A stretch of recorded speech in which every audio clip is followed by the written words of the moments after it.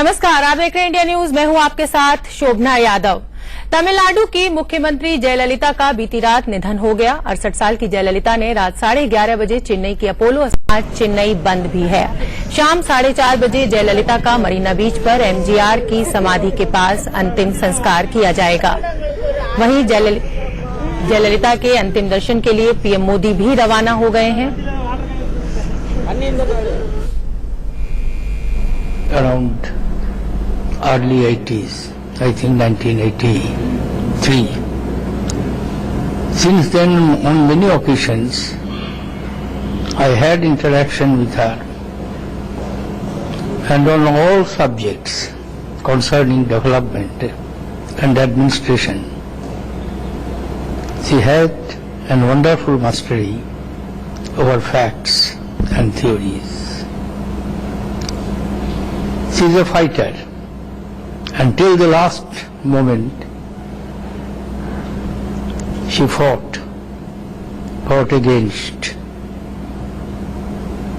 the cruelty of disease and sufferings. आप इस समय दो तस्वीरें हम आपको दिखा रहे हैं। अंतिम दर्शन के लिए भीड़ उमड़ी हुई है। शशिकला को आप देख सकते हैं और आज अंतिम संस्कार उनका 4:30 बजे मरीना बीच पर होगा। We deeply mourn the passing away of Ms. Jayalalitha. I request members to rise in their places and observe silence as a mark of respect to the memory of the departed.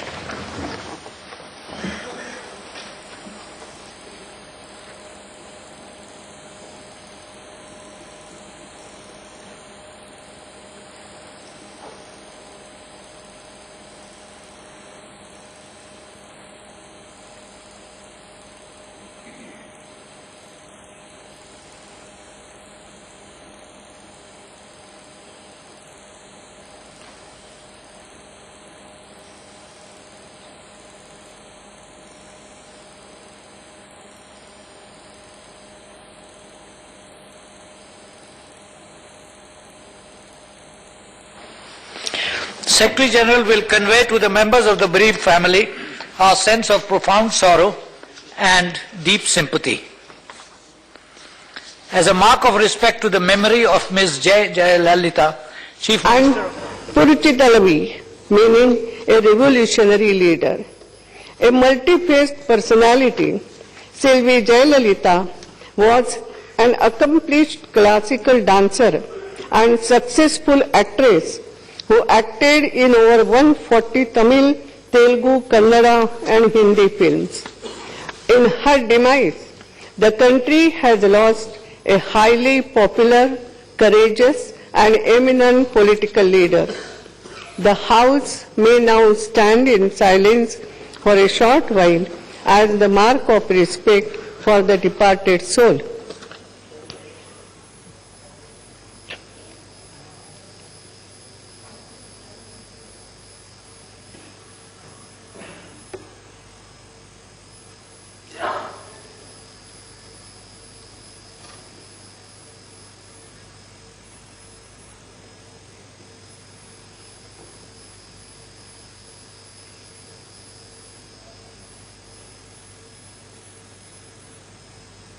Om Shanti Shanti. The House stand adjourned to meet tomorrow, the 7th December 2016 at 11 a.m.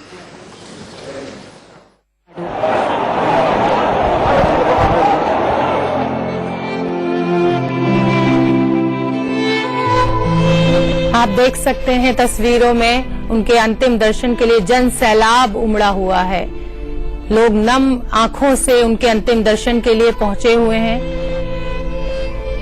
राजा जी भवन में उनका पार्थिव शरीर रखा गया है। आज 4:30 बजे उनका दाह संस्कार किया जाएगा मरीना बीच पे। शोक में डूबा हुआ है तमिलनाडु। आप देख सकते हैं किस कदर भीड़ उमड़ पड़ी है। और जब से उनकी खबर आई थी उनकी मृत्यु की, तभी से इस तरह का जनसैलाब अपोलो के बाहर उमड़ने लगा था। और अब जब राजाजी भवन उनका पार्थिव शरीर रखा गया है तो हर आम और खास उनके अंतिम दर्शन के लिए वहां पहुंच रहा है।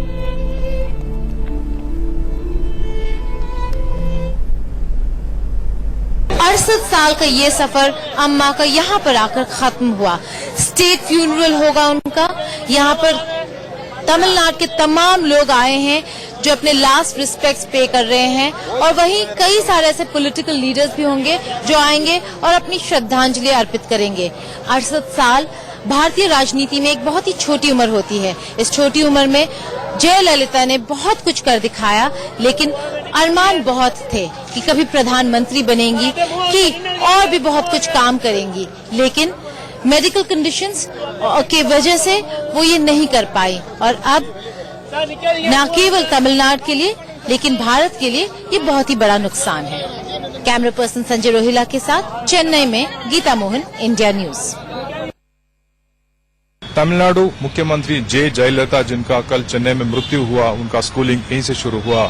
Bishop cottons girls high school से जाने हुए ये स्कूल बहुत सारे फेमस पर्सनालिटीज को प्रोड्यूस किया है। जयललिता अपना स्कूलिंग स्टैंडर्ड 1 से स्टैंडर्ड 6 तक यहाँ पे खत्म करके उसके बाद वो चेन्नई गई, जहाँ पे उन्होंने सेक्रेड हार्ट स्कूल में अपना एडमिशन करवाया। उससे पहले वो पैदा हुई थी मेलकोटे के एक गांव जो है मंड्या डिस्ट्रिक्ट में पड़ता है। ये वही मंड्या डिस्ट्रिक्ट है जो एक सेंटर स्टेज है अपने सारे कावेरी प्रोटेस्ट के। शायद इसी कारण से ये जो टची सब्जेक्ट था उनका, उनको प्रूव करना था कि वो she is more Tamil than any Tamil in Tamil Nadu. This is exactly the reason why इन्होंने ये जो कावेरी का मुद्दा है सुप्रीम कोर्ट तक लेके फाइट किया। आप देखते रहे पूरा स्पेस ये we track down her ancestors house, her family, उनके friends through the day. With camera person Wasif, this is Jayaprakash reporting for India news. हम आपको लगातार दिखा रहे हैं कि किस तरह का जनसैलाब तमिलनाडु में उमड़ पड़ा है अंतिम दर्शन के लिए। इस समय स्टूडियो में मेरे साथ वरिष्ठ पत्रकार प्रदीप जी मौजूद हैं, उनके साथ भी हम चर्चा करेंगे। प्रदीप जी, जिस तरह का जनसैलाब देखने को मिल रहा है, जिस तरह की लोकप्रियता जयललिता की है, क्या AIADMK अब इस विरासत को, इस लोकप्रियता को आगे भी जारी रख पाएगी? देखिए, ये कहना तो बहुत मुश्किल है, क्योंकि जिस तरह का कनेक्ट जयललिता का अपने लोगों से, समर्थकों से, तमिलनाडु की जनता से था, उस तरह का कनेक्ट तमिलनाडु में खासतौर से अन्ना द्रमुक पार्टी में और किसी नेता का नहीं है। कोई उन्होंने अपने राजनीतिक जीवन में पार्टी के अंदर कोई दूसरा बड़ा नेता उभरने भी नहीं दिया, ये भी एक वजह है। अब आगे की स्थिति क्या होगी अन्ना द्रमुक की, ये इस बात पर निर्भर करेगा कि अभी जो मुख्यमंत्री बने हैं वो पनीर सेल्वम और शशिकला, जो जयललिता की दोस्त थी, बहुत करीबी थी, उनके हाथ में पार्टी की कमान जाएगी। वो उन दोनों में किस तरह का तालमेल होता है, सरकार कैसे चलती है, पार्टी किस तरह से चलती है, दोनों में से किसी की महत्वाकांक्षा अगर टकराती, ये इतने बड़े सवाल हैं कि इनका जवाब आज देना बहुत मुश्किल है। लेकिन एक बात निश्चित रूप से है कि जयललिता का जो कद था उसके बराबर का कोई नेता अन्ना द्रमुक में, उसके बराबर का क्या, उसके आसपास का भी कोई नेता नहीं है। तो उस गैप को, उस खाली जगह को भरना किसी भी नेता के लिए या किसी और AIADMK के नेता से उसकी तुलना भी करना शायद उनके साथ भी अन्याय होगा। तो जयललिता की कमी अन्ना द्रमुक को निश्चित रूप से और तमिलनाडु को भी खलेगी, क्योंकि देखिए वो केवल एक पार्टी की या सत्तारूढ़ दल की नेता थी, इतना ही नहीं है। उन्होंने जिस तरह की लोक कल्याणकारी नीतियां बनाई, जिस तरह से उन्होंने ये सीखा अपने राजनीतिक गुरु और अपने करीबी फिल्म अभिनेता MGR से। MGR ने पहली बार देश में स्कूली बच्चों के लिए मुफ्त दोपहर के भोजन की व्यवस्था शुरू की तमिलनाडु में। उसके बाद बहुत से राज्यों ने इसको अपनाया। अब तो पूरे देश में लगभग ये इस तरह की योजना चल रही है। उसके बाद जयललिता ने सत्ता में आने के बाद एक के बाद एक, खासतौर से पिछले 5-7 साल 8 सालों में जिस तरह की योजनाएं बनाई, अम्मा कैंटीन ले लीजिए आप, दवाखाना ले, सस्ती दवाओं की बात ले लीजिए, पानी की बात ले लीजिए, तमाम तरह की सुविधाएं लोगों को जिस तरह से मुहैया कराई, लोगों को ये लगने लगा कि एक ऐसी नेता है जो गरीब के बारे में सोचती है, जो हमारे बारे में सोचती है, हमारे जो सरोकार है, हमारी जो जरूरतें हैं उनके बारे में सोचती है। बिल्कुल बिल्कुल प्रदीप जी, बिल्कुल ठीक कह रहे हैं आप कि जिस तरह की मजबूत शख्सियत जयललिता जी थी, उन जैसा दूसरा कद AIADMK में उभरना मुश्किल होगा। फिलहाल हम आपको दिखाते हैं अपनी संवाददाता लोकप्रिया की एक रिपोर्ट जो चेन्नई में मौजूद है। आप मेरे पीछे देखें तो प्रदीप जी, आपसे जानना चाहूंगी मैं कि पनीर सेल्वम की अगर हम बात करें तो अब वो मुख्यमंत्री पद की शपथ ले चुके हैं और उन्होंने शपथ लेते समय वो एक इमोशनल, अपना भावनात्मक जुड़ाव भी बताया। उन्होंने तस्वीर उनकी अपनी जेब में रखी और उसके बाद उन्होंने शपथ ली। तो लेकिन क्या लगता है, क्या वो जयललिता जैसी मजबूत शख्सियत हैं, जो शशिकला हैं, वो भी बहुत महत्वाकांक्षी हैं, तो क्या अब AIADMK मतलब इस विरासत को उतनी ही गरिमा के साथ आगे ले जा पाएगी? ये कहना बहुत मुश्किल है। देखिए, जिस तरह की कैरिज्मेटिक पर्सनालिटी थी जयललिता की, उस तरह का कोई नेता है नहीं पार्टी में।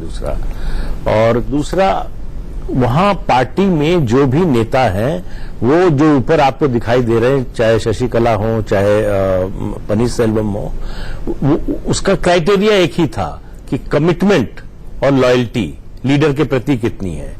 पनीर सेल्वम मुख्यमंत्री आज बन पाए इसलिए कि जयललिता को भरोसा था कि हमारे सबसे वफादार व्यक्ति हैं, और शशिकला उनके बहुत करीब थी, ये सबको मालूम है। हालांकि बीच में दोनों के संबंध खराब हो गए थे, शशिकला को उन्होंने एक तरह से अपने पूरे सिस्टम से बाहर कर दिया था, लेकिन फिर लौट कर आई वो। तो इसलिए उन दोनों में, और शशिकला के बारे में ये कहा जाता है कि उनकी राजनीतिक महत्वाकांक्षा बहुत है, तो ऐसे में टकराव होना तो तय है। कब होगा, किस मुद्दे पर होगा, ये आगे भविष्य में पता चलेगा कि किस तरह से होगा, लेकिन टकराव होना तय है। अन्ना द्रमुक पार्टी उतनी मजबूत, उस तरह से ताकतवर नहीं रह जाएगी जैसा जयललिता के रहते थी।